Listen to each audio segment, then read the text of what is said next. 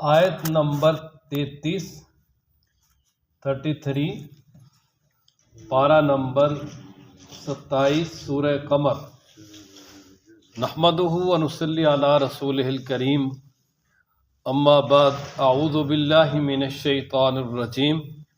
بسم اللہ الرحمن الرحیم۔ کذبت قوم لوط بالنذر انا ارسلنا علیہم حاصبا الا آل لوط نجیناہم بسحر۔ صدق اللہ العظیم۔ آج کے درس میں جو پہلی آیات مبارکہ ہے، ان میں یعنی دنیاوی جو عذاب ہے اس کا تیسرا نمونہ بیان کیا، اور اس میں قوم لوط کا تذکرہ ہے۔ یہ قوم لوط بحر میت، جس کو ڈیڈ سی بھی کہتے ہیں، اس کے کنارے پر آباد تھی، اور آج کل کے اعتبار سے یہ اردن فلسطین کے درمیان ہے۔ ان کا جو مرکز تھا اس کا نام تھا صدوم عبورہ وغیرہ، ان کی 10 بستیاں تھیں، 10 شہر تھے ان کے۔ اور یہ قوم ایک تو اللہ تبارک و تعالیٰ کے ساتھ شرک بھی کرنے والی تھی، اور دوسرا اس قوم کے اندر ہم جنس پرستی بہت عام تھی، اور اسی طریقے سے کھلے عام مجلسوں کے اندر فحاشی عریانی یہ بہت زیادہ تھی۔ تو اللہ تبارک و تعالیٰ نے ان کی طرف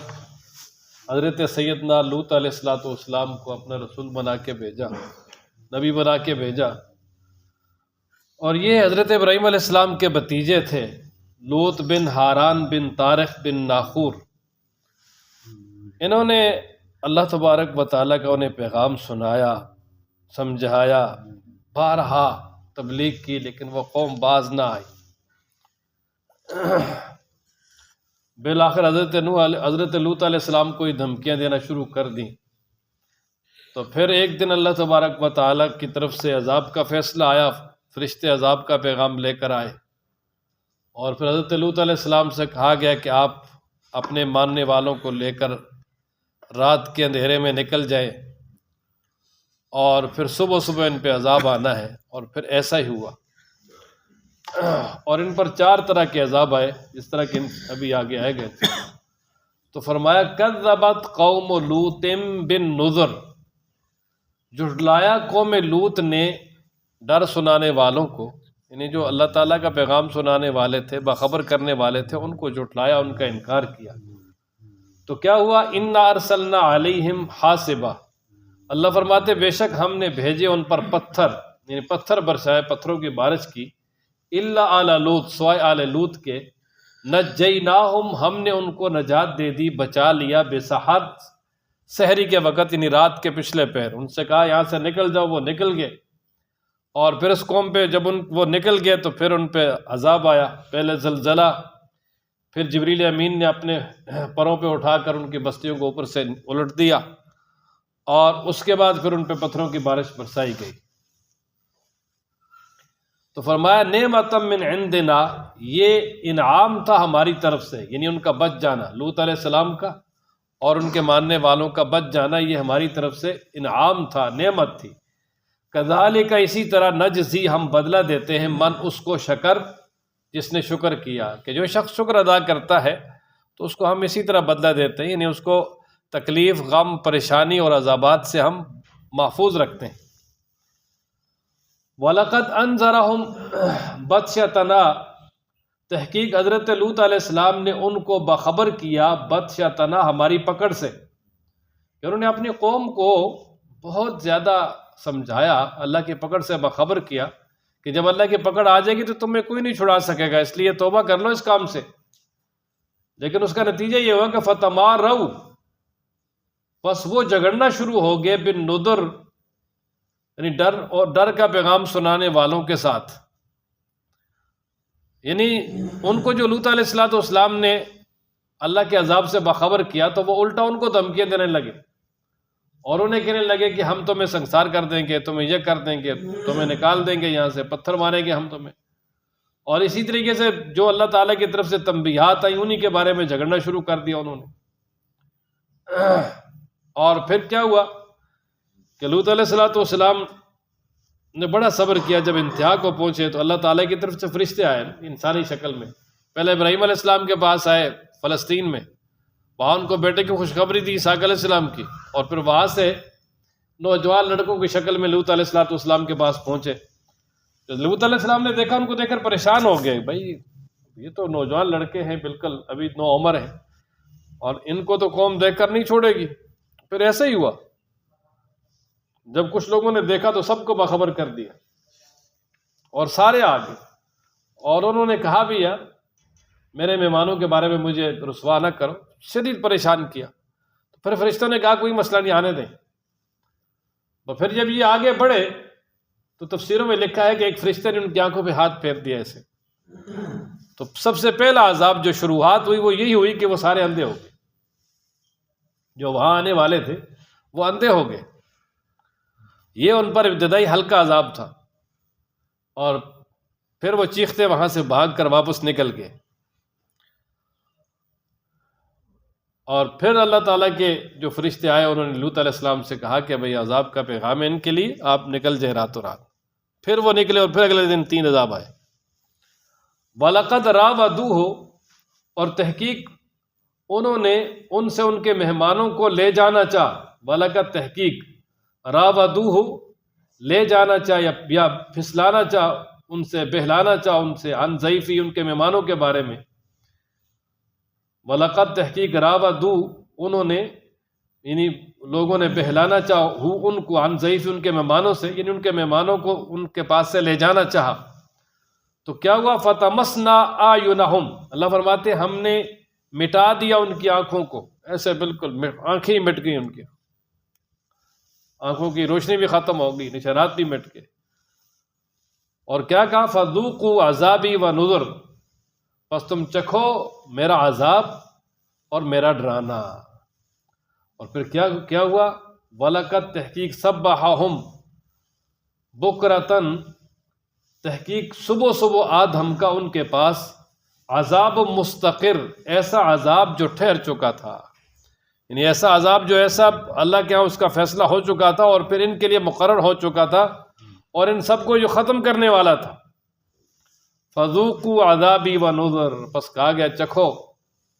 میرا عذاب اور میرا ڈرانا۔ وَلَقَدْ يَسَّرْنَا الْقُرْآنَ لِلذِّكْرِ فَهَلْ مِن مُدَّكِرٍ، تحقیق ہم نے آسان کر دیا ہے قرآن کو نصیحت حاصل کرنے والوں کے لیے، پس کیا ہے کوئی نصیحت حاصل کرنے والا؟ تو اس کا مطلب پیچھے گزر چکا، یہ 4تھی مرتبہ اس کا یہاں پر جو ہے نا وہ اعادہ ہوا کہ اللہ تبارک و تعالیٰ نے قرآن کے پڑھنے کو، سمجھنے کو، اور اسی طریقے سے اسے اپنے دل میں محفوظ کرنے کو بڑا ہی آسان کر دیا، جس کا مشاہدہ ہم اپنی آنکھوں سے کرتے ہیں۔ وَلَقَدْ جَاءَ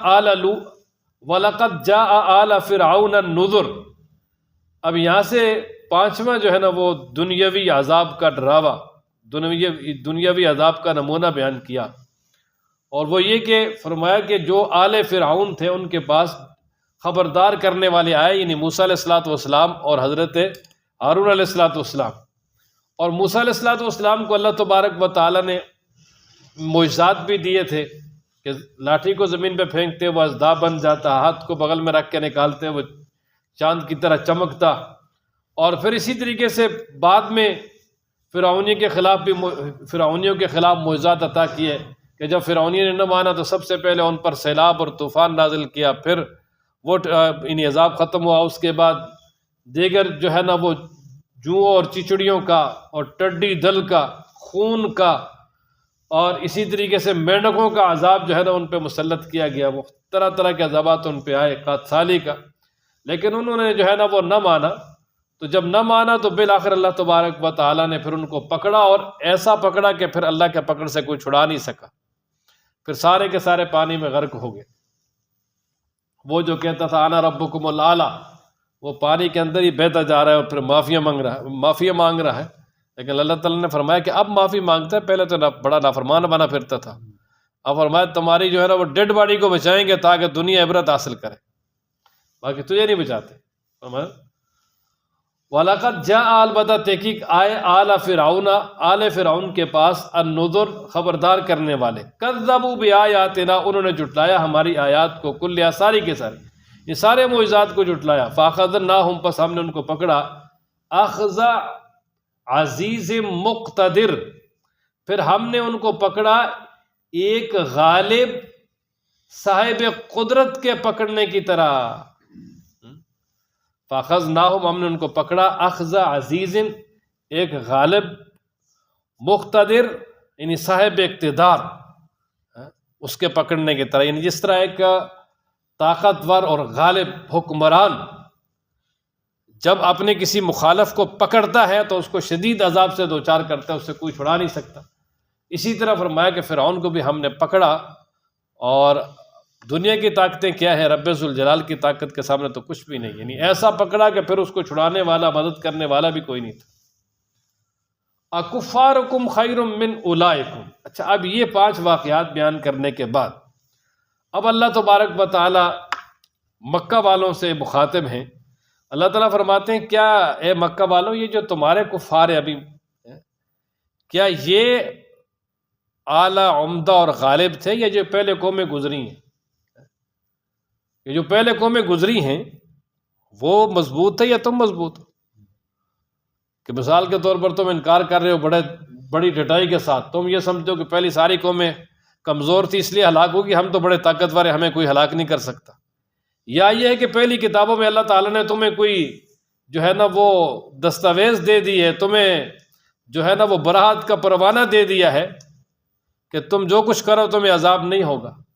یہ 2 وجہ ہیں کہ بھئی تم اللہ تبارک و تعالیٰ کا انکار کیے پھرتے ہو، شرک کر رہے ہو اور اللہ کی نافرمانی کر رہے ہو، تو یہ استفہام انکاری ہے، ان دونوں میں سے کوئی بھی نہیں ہے۔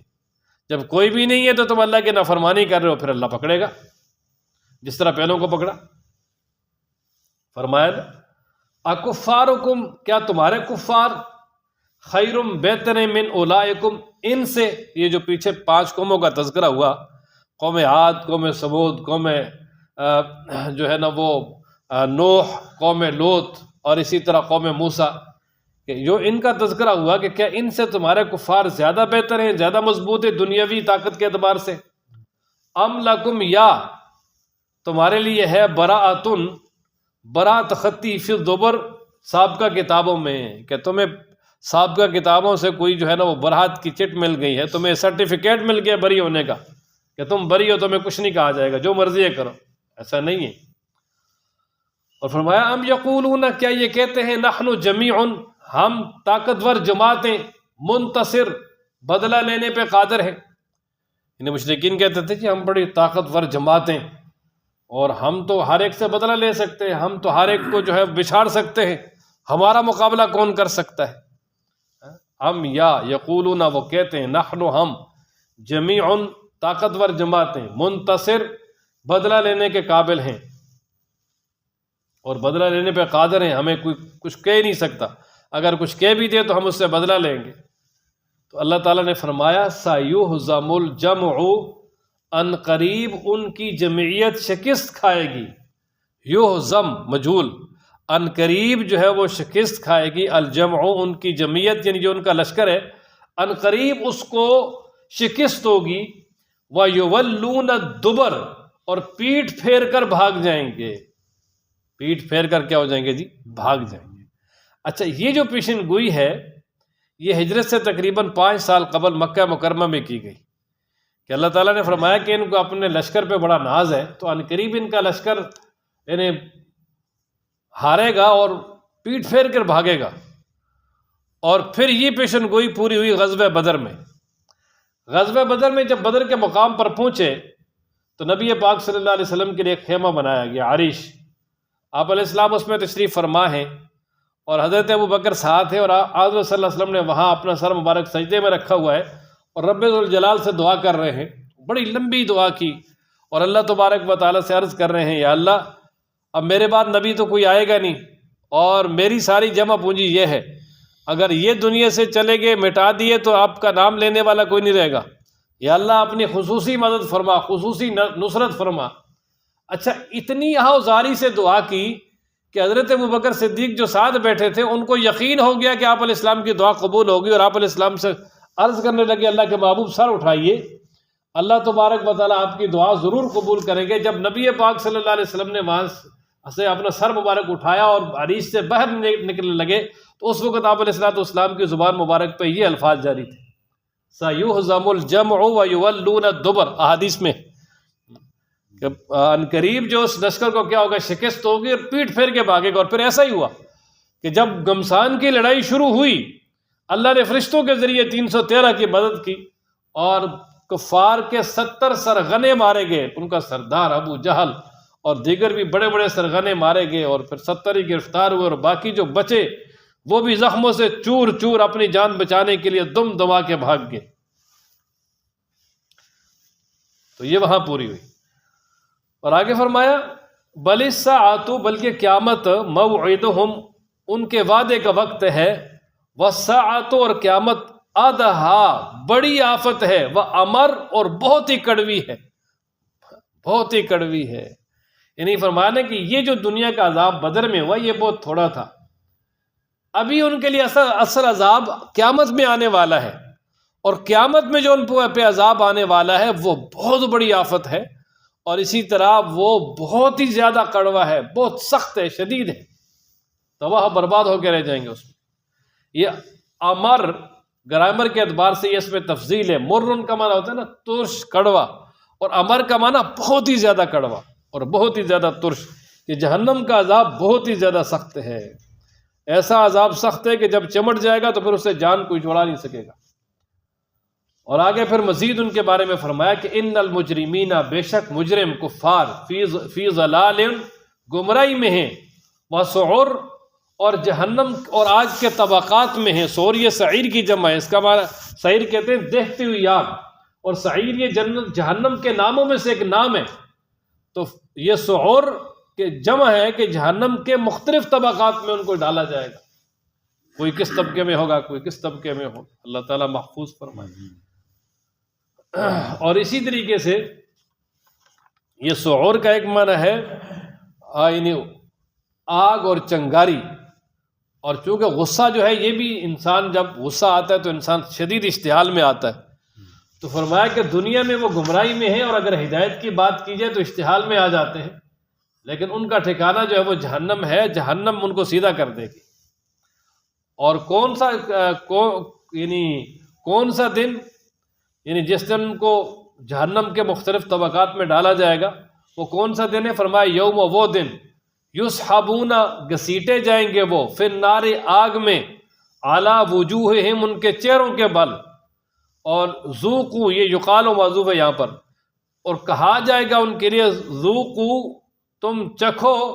مس سقر، آگ کی لپیٹ کا مزہ۔ یہ مسا کا معنی ہوتا ہے چھونا، لپیٹ، اور سقر کا معنی کیا ہے جی؟ آگ، جہنم۔ یہ جہنم کی ایک وادی ہے، ساصلیہ سقر، ہم اس کو سقر میں داخل کریں گے۔ اللہ اکبر۔ جہنمیوں سے جب پوچھیں گے نا کہ ما سلککم فی سقر، تمہیں جہنم کے اس طبقے سقر میں کیا چیز لے آئی، تو جواب دیں گے لم نکو من المصلین، ہم نماز نہیں پڑھتے تھے، وَلَمْ نَكُ نُطْعِمُ الْمِسْكِينَ، ہم مساکین کو کھانا نہیں کھلاتے تھے۔ تو پہلا جواب یہ ہوگا لَمْ نَكُ مِنَ الْمُصَلِّينَ۔ تو یہ سقر جہنم کے شدید ترین جو طبقات ہیں ان میں سے ایک ہے، 7 طبقے ہیں ان میں سے ایک یہ بھی ہے سقر۔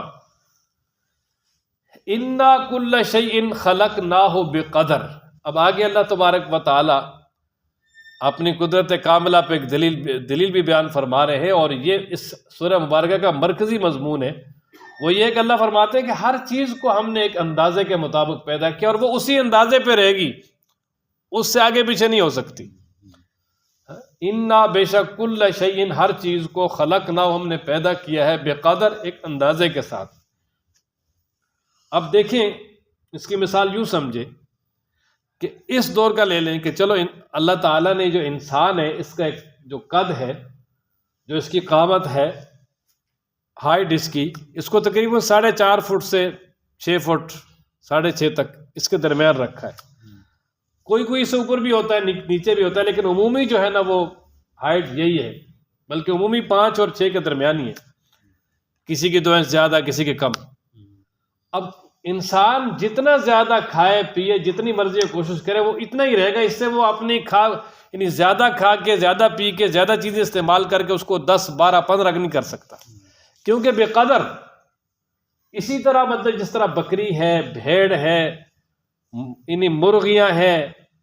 اور یہ پالتو جانور ہیں، دیگر جو درندے ہیں، ہر ایک کو اللہ نے ایک اندازے کے مطابق بنایا، وہ اس کے آس پاس ہی رہے گا، وہ اس سے اوپر نہیں ہو سکتا۔ اسی طرح انسان کے دیکھیں ہاتھ ہیں، اللہ تعالیٰ نے کتنے خوبصورت بنائے، یہ درمیان والی یہ انگلی یہ بڑی ہے، ادھر سے بھی جو ہے وہ چھوٹا، پھر یہ پورا ایک نقشہ پکڑنے کے لیے کتنا مناسب، پاؤں کو دیکھ لیں، انسان کے چہرے کو دیکھ لیں، تو جو اندازہ رب ذوالجلال نے ٹھہرایا ہے اس پر ہی رہے گا انسان۔